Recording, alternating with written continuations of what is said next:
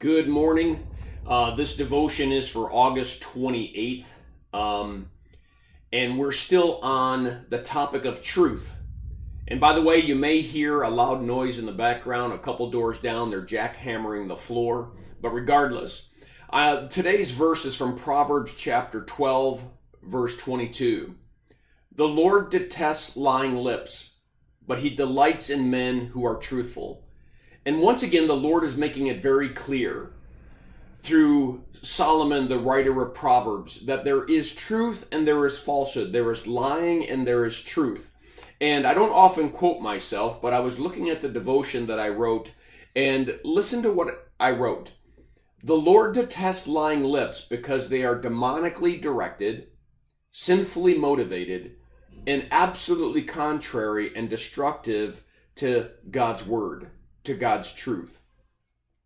Like an eclipse of the sun, lying blocks the light of God's word that might enlighten and save someone.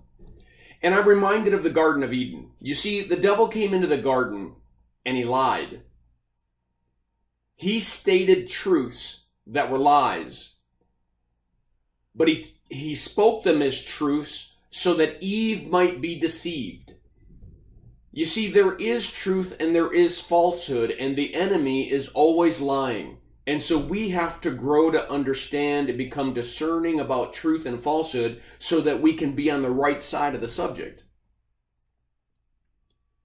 Jesus says that Satan is a murderer from the beginning, not holding to the truth because there is no truth in him. And when he lies, he speaks his native language because he's a liar and the father of lies.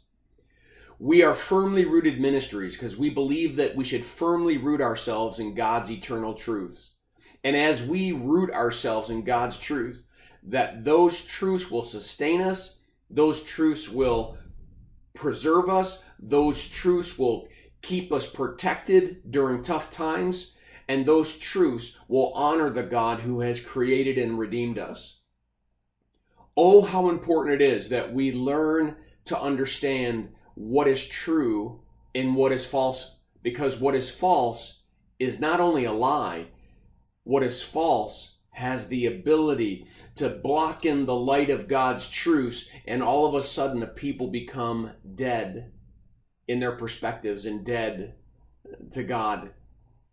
I pray that we as Christians listen to Jesus's words in the Sermon on the Mount, that we are to be light, that we don't put a light under the table, but we put it on top of the table so that it might lighten the whole room.